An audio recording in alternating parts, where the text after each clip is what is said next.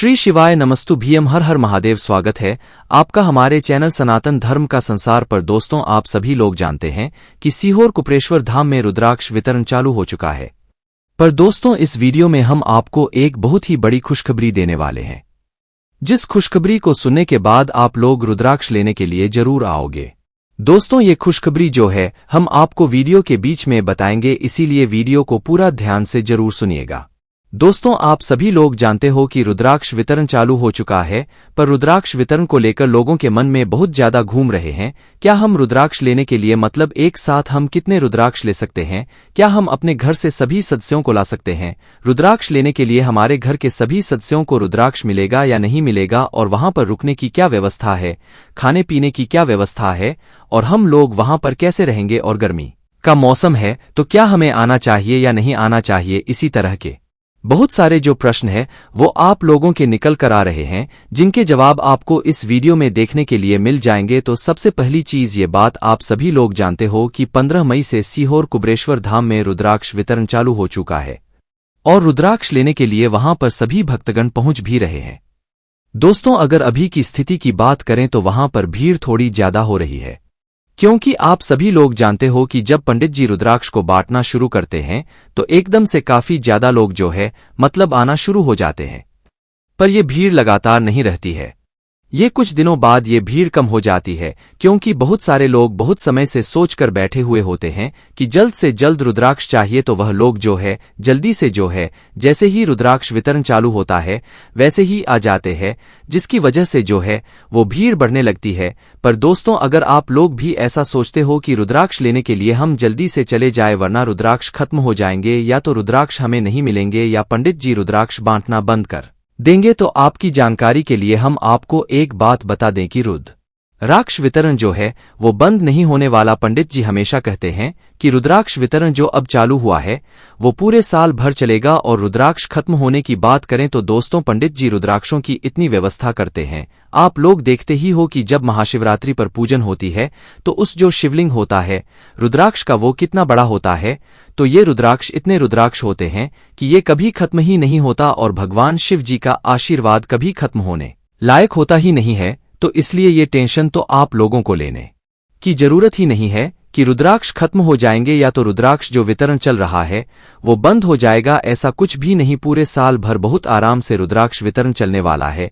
इसीलिए जो भी लोग ऐसा सोच कर आ रहे हैं कि नहीं यार हमें जल्दी से रुद्राक्ष लेने के लिए जाना है और रुद्राक्ष बतना बंद हो जाएंगे, और वो भी इतनी गर्मी में, क्योंकि बहुत सारे लोग इसी वजह से आ रहे हैं कि जल्दी से जल्दी हम रुद्राक्ष ले लें, भले ही गर्मी हो चाहे ठंड हो चाहे कुछ हो। तो हम आपको बता दें ऐसा कुछ भी नहीं है, आप आराम से भी आएंगे तो भी आपको रुद्राक्ष जरूर मिलेगा। अभी इस समय थोड़ा भीड़ ज्यादा हो रही है, बाकी ये भीड़ धीरे धीरे कम हो जाएगी। और इस समय दोस्तों गर्मी भी बहुत चल रही है, आप सब ये बात भी जानते हो कि अभी गर्मियां भी बहुत चल रही है।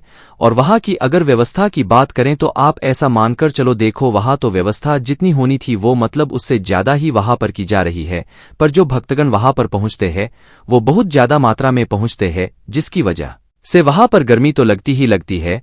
इससे तो आप इनकार कर ही नहीं सकते हो। जो लोग अगर घूम कर आए हुए हैं तो भाई वो हमें कमेंट में बताएं कि भाई आप लोगों को वहां पर जाकर अच्छा तो लगा होगा, पर अगर आपको वहां पर गर्मी लगी है या नहीं लगी है। ये बात हम बस इसीलिए बोल रहे हैं क्योंकि कई सारे लोग रुद्राक्ष लेने आते हैं तो वो अपने साथ में बच्चों को भी लेकर आ जाते हैं, बुजुर्गों को भी लेकर आ जाते हैं। उनकी सबसे बड़ी गलती यही होती है कि वो लोग भी सिर्फ साथ में परेशान होते हैं। आपके बच्चे भी परेशान होते हैं और बुजुर्ग भी परेशान होते हैं। तो रुद्राक्ष वितरण इसीलिए नहीं चलाया गया है कि इससे आपको दुख हो, ये आपकी सुख के लिए भगवान शिव जी का आशीर्वाद आपको दिलाने के लिए शुरू किया गया है। इसलिए दोस्तों, आप रुद्राक्ष लेने के लिए आराम से आएं, बिल्कुल कोई जल्दबाजी ना करें। अभी वैसे भी गर्मी का समय चल रहा है, तो इस गर्मी के मौसम में तो आप रुद्राक्ष लेने आए ही ना, मतलब मन है तो आप बिल्कुल आएं। बस बच्चों और बुजुर्गों का थोड़ा ध्यान रखें, क्योंकि ये गर्मी बहुत ज्यादा होती है।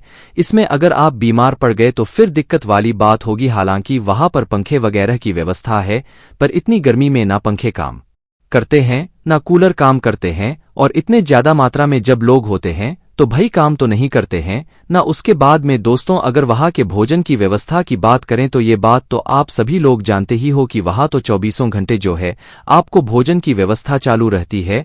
आप जब भी आओगे आपको वहां पर भोजन मिलेगा, तो इसकी तो टेंशन लेने की बात आपको ही नहीं। वो एक तरीके का प्रसाद होता है, तो वो जैसा भी हो वो आप लोगों को लेना पड़ता है। तो भाई वहां पर आप लोगों को खाने के लिए तो मिलता है, भोजन मिलता है, प्रसाद मिलता है। बाकी आप अपना अलग से भोजन की थाली वगैरह लेना चाहो तो बाहर बहुत सारी दुकानें लगी हुई है कुबरेश्वर धाम के बाहर। वो सारी आप लोग उनसे खरीद कर अपनी थाली को खा सकते हो, खाना खा सकते हो, कोई भी दिक्कत वाली बात नहीं है।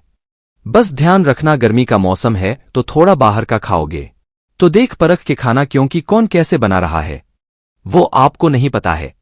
इसलिए आप थोड़ा देख परख कर खाना, क्योंकि आप दूर आ रहे हो रुद्राक्ष लेने के लिए तो अपने सुख के लिए आ रहे हो। यहां से आप बीमार होकर मत जाना, ठीक है। ये वो बातें हैं दोस्तों जिस पर कोई ध्यान नहीं देता है, पर हम आपको ये बातें बता रहे हैं जिसकी आप लोगों के लिए बहुत ज्यादा जरूरी है। तो चलिए अब बात करते हैं उस खुशखबरी की जिस खुशखबरी के बारे में हम लोग बात कर रहे हैं। दोस्तों क्यों ना ऐसा हो जाए कि हम लोग रुद्राक्ष भी लेने चले जाएं और हम लोग वहां से पंडित जी की शिव महापुराण कथा भी सुनकर आएं। अब बहुत सारे लोगों को ये बात पर विश्वास नहीं हो रहा होगा, तो हम आपको यहां पर एक बहुत अच्छी और बहुत खुशखबरी देते हैं कि भाई देखिए, अगर आप लोग रुद्राक्ष लेने के लिए आ रहे हो, अभी तो आपको कथा सुनने नहीं मिलेगी, पर कुछ समय बाद अगर आप लोग रुद्राक्ष लेने के लिए आओगे तो आपको पंडित जी की शिव महापुराण कथा सुनने को भी मिलने वाली है।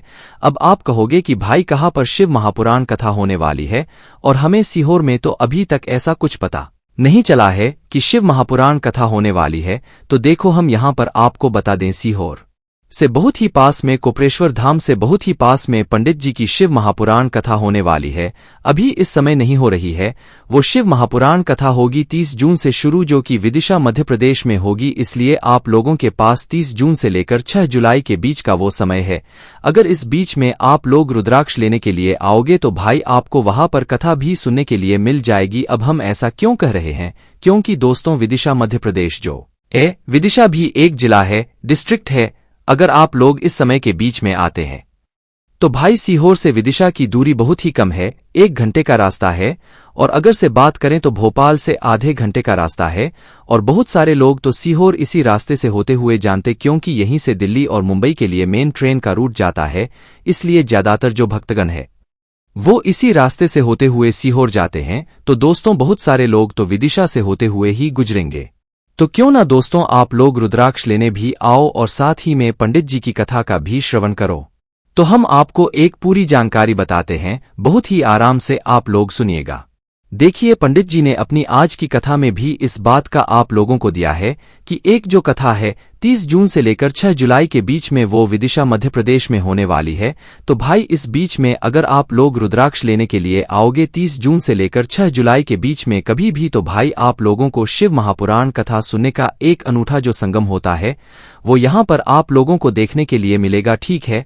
तो आप लोग अभी ना आकर उस समय पर आना, क्योंकि उस समय गर्मी भी कम हो जाएगी, हो सकता है अभी बारिश भी शुरू हो जाए, तो भाई वो समय आप लोगों के लिए बहुत ज्यादा अच्छा रहेगा। बाकी अभी जो है गर्मी बहुत ज्यादा है, बहुत ज्यादा बढ़ा हुआ है, वहां पर बहुत ज्यादा गर्मी लग रही है, सभी लोगों को लग रही होगी, तापमान बढ़ा हुआ है तो गर्मी तो लगेगी ही लगेगी है ना। और आप सभी लोग जानते हो जब ज्यादा लोग एक जगह पर इकट्ठा होते हैं तो भाई गर्मी तो बढ़ती ही बढ़ती है। तो भाई आप लोगों से निवेदन है कि अगर आप पंडित जी की शिव महापुराण कथा साथ साथ में सुनना चाहते हो तो भाई आप लोग क्या करें, आप लोग अभी ना आकर 30 जून से लेकर 6 जुलाई के बीच में कभी भी आप आए और साथ ही में शिव महापुराण कथा भी सुने। तो देखो भोपाल की अगर हम बात करें तो से विदिशा की दूरी मात्र आधे घंटे की है। ट्रेन से अगर आप लोग आओगे ना आधे घंटे में आप लोग विदिशा पहुंच जाओगे। वहीं सीहोर से बात करें, मतलब आपने रुद्राक्ष लिया, सीहोर से रुद्राक्ष लेकर आप विदिशा आओगे तो भाई कम से कम आप लोगों का जो है ज्यादा से ज्यादा 1 घंटे का रास्ता है। और इस 1 घंटे के रास्ते में आप विदिशा पहुंच जाओगे और शिव महापुराण कथा भी सुनने को जो है आप लोगों को मिल जाएगी। अब दोस्तों आपको बस हमें कमेंट करके बताना है, क्या आप लोग इस कथा में आना चाहते हो, क्या इस समय रुद्राक्ष लेने के लिए आओगे और इस कथा का श्रवण करोगे, जिसके बाद हम आपको कथा की और भी जानकारी देंगे। ताकि आप लोग इस शिव महापुराण कथा का हिस्सा बन सको और इस शिव महापुराण कथा को सुन सको। तो दोस्तों, अगर आप लोग रुद्राक्ष लेने के लिए सीहोर कुप्रेश्वर धाम में आ रहे हो तो भाई आप लोगों को जो है अपने लिए सीधा ट्रेन भोपाल तक देख लेना है। कई बार जो है हमें सीहोर तक के लिए सीधी ट्रेन नहीं मिलती है, क्योंकि दोस्तों सीहोर में ज्यादा ट्रेन जो है नहीं रुकती है। विशेष रूप से जो बड़ी बड़ी ट्रेनें होती है वो वहां पर नहीं रुकती है। इसीलिए आप जहां पर भी रहते हो आप वहां से सीधा भोपाल के लिए ट्रेन देख लो, क्योंकि भोपाल जो है वो मध्य प्रदेश की है, जिसकी वजह से वहां बहुत बड़ी बड़ी ट्रेनें आती हैं और वहां से बहुत बड़ी बड़ी ट्रेनें जाती भी हैं। तो आप सीधा जहां पर भी रहते हो वहां से भोपाल के लिए ट्रेन देख लो। भोपाल जैसे ही आप लोग आ जाते हो तो भाई भोपाल से आप सीहोर भी जा सकते हो, और भोपाल से हमने जहां पर आपको बताया विदिशा मध्य प्रदेश में जो कथा होने वाली है वहां पर भी आ सकते हो। आप ये मानकर चलो जितना समय आपको सीहोर जाने में लगेगा उतना ही समय आपको विदिशा आने में लगेगा भोपाल से है ना। तो आप लोगों को क्या करना है, आप भोपाल आ जाओ। भोपाल आने के बाद फिर आप सीहोर जा सकते हो, रुद्राक्ष की ट्रेन से भी जा सकते हो। ट्रेन बहुत अगर आप लोगों को थोड़ा मतलब वेट नहीं करना है तो आप बस के माध्यम से भी जा सकते हो। बस आपको सीधा कुब्रेश्वर धाम के गेट तक उतारेगी है ना। वहीं अगर आप लोग ट्रेन से जाते हो तो ट्रेन जो है आप लोगों को स्टेशन पर उतारेगी, वहां से फिर आप लोगों को ऑटो बुक करना पड़ेगा। 1 रुपए का मतलब एक जने का जो है वो वहां पर 30 रुपए लेते हैं। तो भाई आप उस 30 रुपए के हिसाब से जितने भी लोग हैं वो सभी लोग जा सकते हैं, और वो ऑटो वाला सीधा आप लोग जो है वहां पर उतार देगा जहां पर कुब्रेश्वर धाम होता है। ठीक है, कुब्रेश्वर धाम के अंदर तक वो ऑटो आपको लेकर जाएगा है ना। तो इसी तरीके से दोस्तों शिवहर कुप्रेश्वर धाम में पहुंच सकते हैं। और रुद्राक्ष की अगर हम लोग बात करें तो दोस्तों एक व्यक्ति को एक ही रुद्राक्ष दिया जाएगा। बहुत सारे लोग सोचते हैं कि भाई हम तो 2-3 रुद्राक्ष लेकर आएंगे, तो भाई वो कार्यकर्ता के ऊपर है कि भाई वो अगर आपको देना चाहे तो भाई दे सकता है। वैसे एक एक व्यक्ति को एक ही रुद्राक्ष जो है अभी यहां पर मिल रहा है। बाकी आप लोग पूछ कर देख सकते हो, अगर आपको मिल जाता है तो बहुत अच्छी बात है। और रुद्राक्ष बंटने का भी एक समय है दोस्तों। इसी समय के बीच में अगर आप लोग रुद्राक्ष लेने के लिए आओगे तो ही आपको रुद्राक्ष मिलेंगे, भले ही आप कितने ही दूर से आए हुए हो, क्योंकि कार्यकर्ता भी दिन भर लगे होते हैं बांटने में, तो वो लोग भी थक जाते हैं, जिसकी वजह से जो है इसी टाइम के बीच में आप लोगों को आना पड़ेगा। तो रुद्राक्ष वितरण जो है वो प्रतिदिन सुबह 10 बजे से शुरू होता है और शाम 5 बजे तक चलता है। इस बीच में आप कभी भी रुद्राक्ष लेने आओगे आपको मिल जाएगा। रुद्राक्ष लेने के लिए आपको भीड़ का कोई भी सामना नहीं करना पड़ेगा, क्योंकि रुद्राक्ष लेने के लिए जो वहां की व्यवस्था की गई है वो काफी ज्यादा अच्छा है। वहां पर कई सारी जालियां लगाई गई हैं, कई सारी लाइनों से आप लोग वहां पर जा सकते हैं। मतलब ये कहने का मतलब है कि रुद्राक्ष लेने के लिए आपको कोई भी भीड़ का सामना नहीं करना पड़ेगा। और जब आपके हाथ में आ जाएगा तो भाई आपकी उंगली में एक स्याही लगाई जाएगी, जिससे कि आप लोग डबल से रुद्राक्ष ना ले पाओ। वैसे कोई भी नहीं लेता है, पर जब भी जो है आप लोगों की उंगली पर एक स्याही लगाई जाएगी, जिससे कि आप लोग डबल से लाइन में ना लगो और डबल से आप लोग रुद्राक्ष ना ले लो। हालांकि 2-3 दिन बाद वह स्याही मिट जाती है, उसके बाद फिर आप डबल से ले सकते हो। पर ज्यादातर जो है वो लोग जो है वो एक ही बार लेते हैं, क्योंकि वहां पर लोग भगवान के दर्शन करने जाते हैं। तो एक रुद्राक्ष मिल गया वही बहुत है। अब इस रुद्राक्ष का करना क्या होता है, तो देखो रुद्राक्ष का आप 2 प्रकार से मतलब इस्तेमाल कर सकते हो। सबसे पहला इस्तेमाल तो ये है कि आप भी रुद्राक्ष लिया हुआ है, उस रुद्राक्ष को आप अपने गले में बांध लो। ठीक है, गले में बांध रहे हो तो भाई उसे लाल धागे में आपको बांधना है। अगर उसमें छेद है तो ठीक है, अच्छी बात है, और अगर नहीं है तो आप किसी से वहां पर छेद कराकर उस रुद्राक्ष में लाल धागा बांधकर अपने गले में डाल सकते हो। ठीक है, उसके बाद में दोस्तों ये आपको तब करना है जब आपके घर में अच्छे खासे रुद्राक्ष है, मतलब सभी लोगों के लिए रुद्राक्ष है। पर अगर आपके घर में रुद्राक्ष नहीं है, पहला ही, दूसरा ही, तीसरा ही रुद्राक्ष है, तो भाई आप लोग क्या कर सकते हो कि उस रुद्राक्ष का पानी आप लोग प्रतिदिन पी सकते हो, उससे भी आपको बहुत फल मिलता है। प्रतिदिन रात्रि में आप लोग 1 कटोरी जल में आप उस रुद्राक्ष को जो है डाल दीजिए, और डालने के बाद जो है पूरी रात भर उस कटोरी के जल को मतलब उस रुद्राक्ष के अंदर डाल मतलब उस जल के अंदर रुद्राक्ष को डले रहने दीजिए, और सुबह सुबह उठिए उस रुद्राक्ष को बाहर निकालिए और उस जल का आचमन अपने घर के सभी परिवार सदस्यों को करा दीजिए। भले ही एक एक बूंद की भी अगर उस जल के आप लोग पी रहे हो तो आपको वो बहुत फलदायी होगा। ठीक है, बस ध्यान रखना इस जल को थोड़ा ढक कर रखना, खुलकर मत रखना रात भर के लिए, क्योंकि बहुत सारे